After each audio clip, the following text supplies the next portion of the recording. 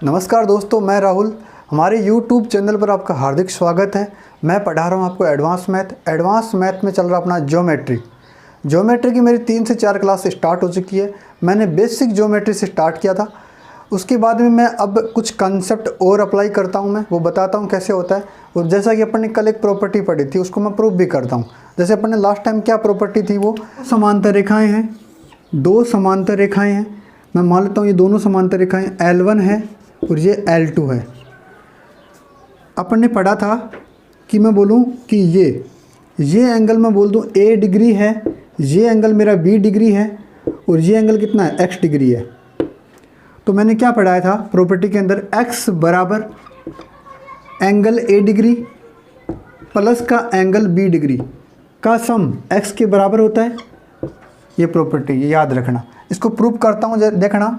जैसे कि मैं 2 समांतर रेखा यहाँ ले ली मैंने, इसको प्रूव करूँ मैं, तो देखना। जैसे मैं बोलूँ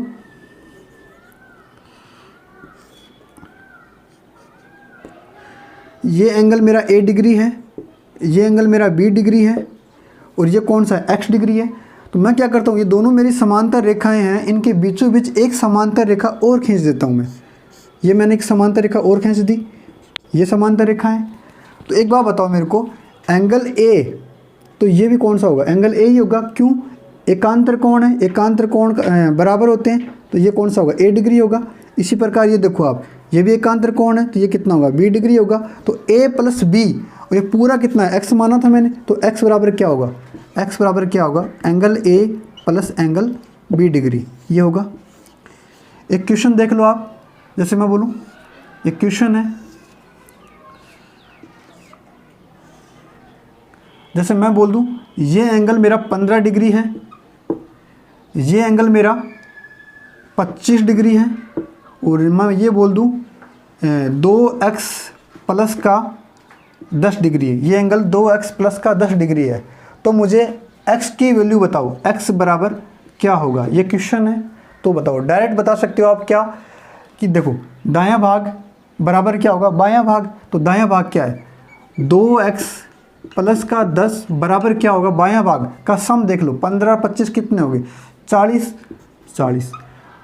2x बराबर कितना होगा, 10 इधर जाके माइनस का हो जाएगा तो कितना आ जाएगा, 30। तो x बराबर कितना आएगा, 2 भाग में जाएगा, कितना आएगा, x बराबर कितना आएगा, 15 डिग्री। तो ये मेरा आंसर है। ठीक है, समझ में है आपको। अब आगे चलते हैं।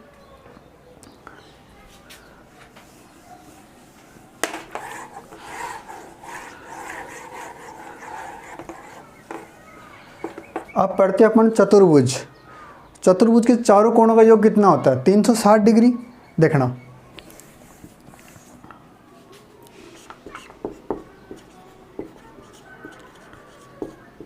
चतुर्भुज, जैसे इसकी एक प्रॉपर्टी है, वो पढ़ते हैं अपन।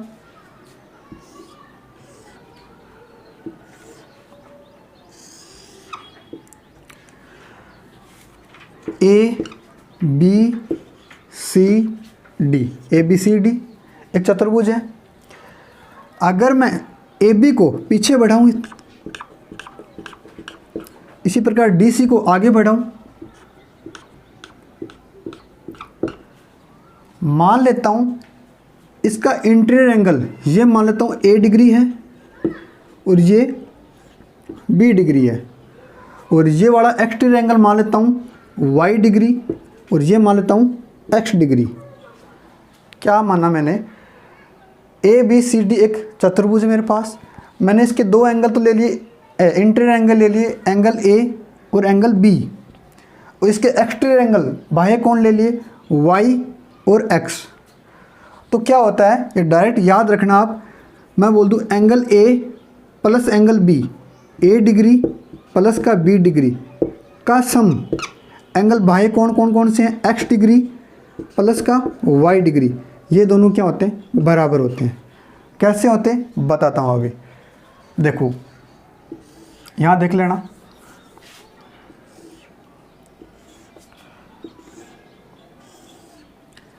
देखना ABCD, इसको मैंने पीछे बढ़ाया था, इसको मैंने आगे बढ़ाया था। ये एंगल कितना माना मैंने, x डिग्री, ये कितना माना, y डिग्री, ये एंगल a डिग्री माना था मैंने, ये कितना माना था, b डिग्री। ये मैं क्या करता हूँ, दो डायगोनल खींचता हूँ मैं। एक तो ये मेरा डायगोनल है, विकर्ण है,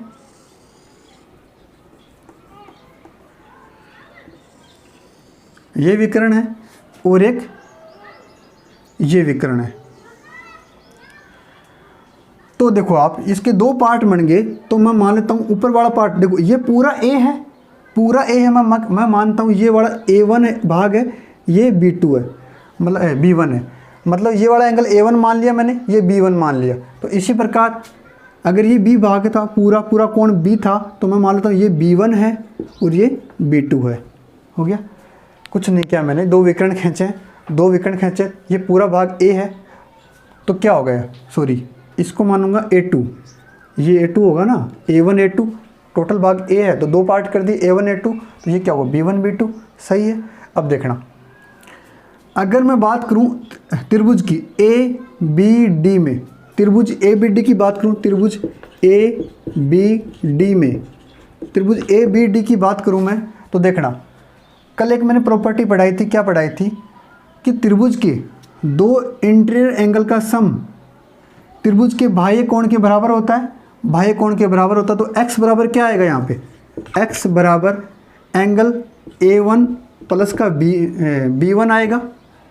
इसी प्रकार देखो त्रिभुज में बात करूँ कौन से में, YABC, ये C है, तो BCD की बात करूँ मैं, त्रिभुज BCD में देखना, तो ये बताओ एंगल A2 प्लस B2 का सम y के बराबर होगा, तो y बराबर क्या आएगा, A2 प्लस का B2, इसको इक्वेशन 1 नंबर मान लेता हूँ, इसको इक्वेशन 2 नंबर मान लेता हूँ, दोनों को सम कर देता हूँ, जोड़ देता हूँ दोनों को, तो x प्लस का y बराबर क्या आएगा, A1 प्लस का A2 प्लस का B1 प्लस का B2। तो इतना इतना कितना माना था मैंने, a तो माना था, ये पूरा भाग कितना है, a तो है, तो ये कितना हो जाएगा, x यहाँ लिख देता हूँ, x प्लस का y बराबर का a, एंगल a प्लस का एंगल b। ये प्रॉपर्टी प्रूफ होती है।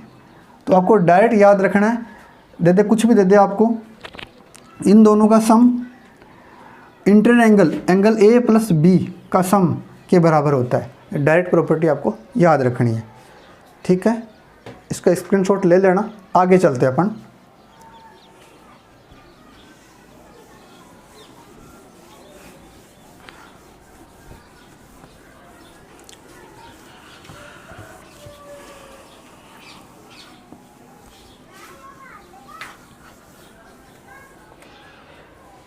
एक कंसेप्ट और पढ़ते हैं, देखना,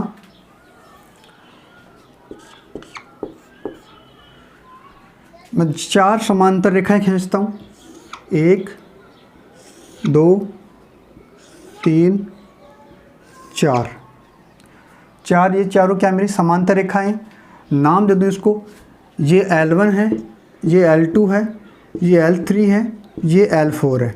4 समांतर रेखाएं हैं, इनको 2 तिर्यक रेखाएं काट रही हैं, ये तिर्यक रेखा है, ये तिर्यक रेखा है, तिर्यक रेखा है। नाम दे दूँ इसको, जैसे मैं बोल दूँ ये A है, ये B है, AB है, और ये CD है। 2 तिर्यक रेखाएं कौन कौन सी हैं, AB और CD है। ये सारी समांतर रेखाएं हैं, समांतर है। लिख देता हूँ यहाँ पे, L1 समांतर है L2 के, L2 समांतर है L3 के, L3 समांतर है L4 के, समांतर है। सपोज मैं मान लेता हूँ L1 और L2 के बीच की दूरी मान लेता हूँ मैं x है, ये मान लेता हूँ y है, और ये मान लेता हूँ z है, ये मान लेता हूँ। देखना, इसी प्रकार मैं ये बोलूँ ये दूरी मेरी a है, ये दूरी मान ली मैंने b है, और ये दूरी मान ली मैंने c है। तो देखना एक प्रॉपर्टी क्या कहती है, जैसे कि मैं बोल दूँ ये दूरी x है, ये y है, ये z है। इसी प्रकार ये देखो इधर कितनी है, a है, b है, c है। तो थेल्स पर में से एक प्रॉपर्टी निकल के आती है, मैं बोल दूँ x ratio y ratio z बराबर होगा किसके, A ratio B ratio C के। ये प्रॉपर्टी निकल के आती है। मतलब कहने का मतलब जो ये दूरी है वो इसके बराबर होगी, रेशियो में ये अनुपात इनका बराबर होगा, इनका रेशियो बराबर होगा।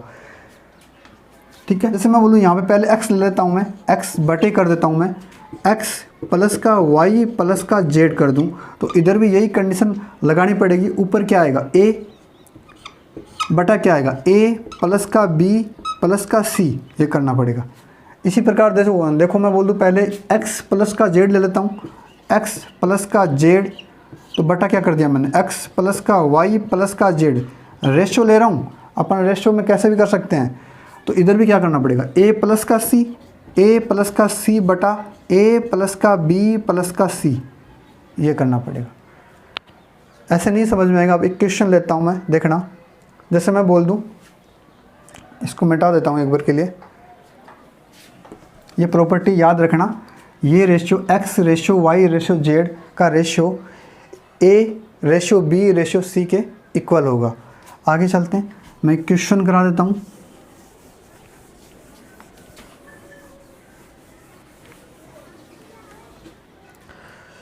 एक क्वेश्चन कराता हूँ।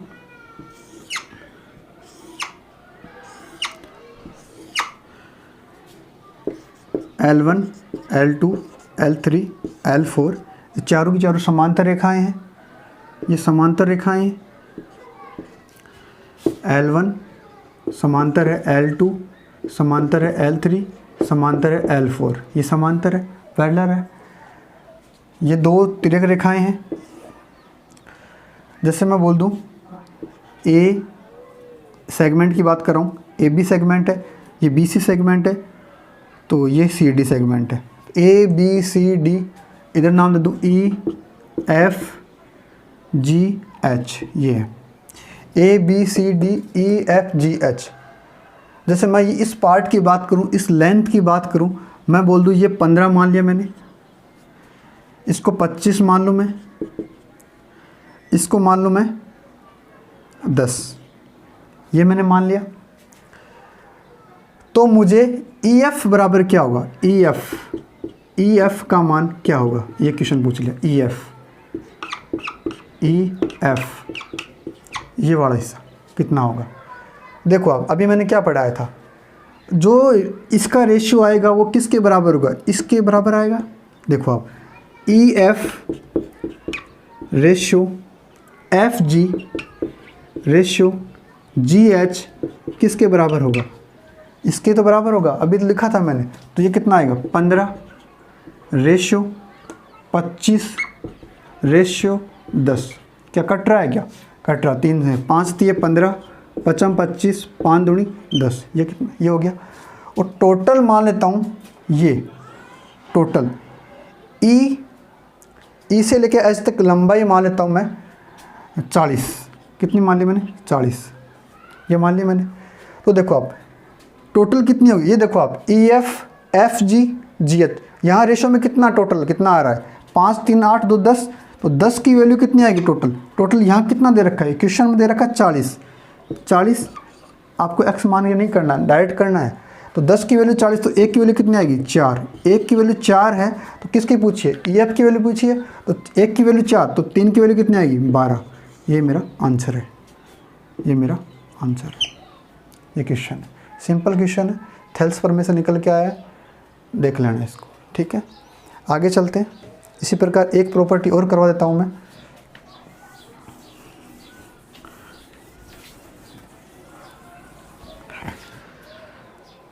जैसे मैं बोल दूँ 3 समांतर रेखाएं हैं, L1 समांतर, L2 समांतर, L3, 3 समांतर रेखाएं हैं।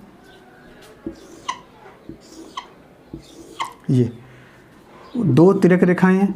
ये जैसे मैं बोल दूँ A B P Q C D, अगर मैं बोलूँ ए बी की लंबाई में मान लेता हूँ स्मॉल a, सी डी की लंबाई मान लेता हूँ मैं स्मॉल b, तो मुझे पी क्यू की लंबाई पूछता है। और इसका रेशो दे रखा है m/n, ये दे रखा है। तो डायरेक्ट प्रॉपर्टी है, याद रखना पड़ेगा आपको।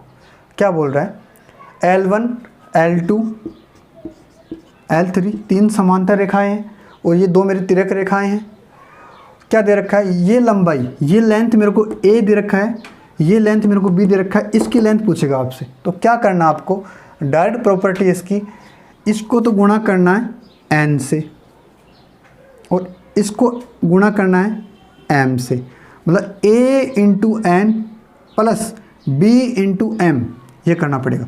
PQ की लंबाई पूछेगा आपसे, PQ बराबर क्या आएगा, डायरेक्ट याद रखना आपको, a इंटू n प्लस का b इंटू m बटा क्या करना है, रेशो का सम m प्लस का n, ये आपको डायरेक्ट याद रखना है। डायरेक्ट प्रॉपर्टी है। जैसे मैं क्वेश्चन करा देता हूँ, जैसे मैं बोल दूँ कि ये 3 है, ये 4 है, ये 5 है और ये 6 है, तो मुझे PQ की लंबाई बताओ। डायरेक्ट बताओ मेरे को, PQ की लंबाई कितनी आएगी, PQ की लंबाई 3 चौके 12, 3 चौके 12 प्लस 6 पंजो 30 बटा क्या करोगे, m प्लस n, 5 4 9, ये आएगा। तो ये कितना हो गया, 30 42, PQ बराबर कितना आएगा, 42 बटा 9, 3 से कटेगा, 3 3 9, 3 कम 3, 3 चौक 12, 14 बटा 3, मतलब कितना आएगा, 3 चौक 12, 3 6 18, 4.6 के समथिंग आ जाएगा, 4.6 सेंटीमीटर के समथिंग आ जाएगा। ठीक है, समझ में आया। सिंपल प्रॉपर्टी है, याद रखना पड़ेगा आपको। और इतना आज के लिए काफ़ी है। आप वीडियो को देखते हो तो लाइक एंड सब्सक्राइब किया करो, जिससे हम मोटिवेट होते हैं। धन्यवाद।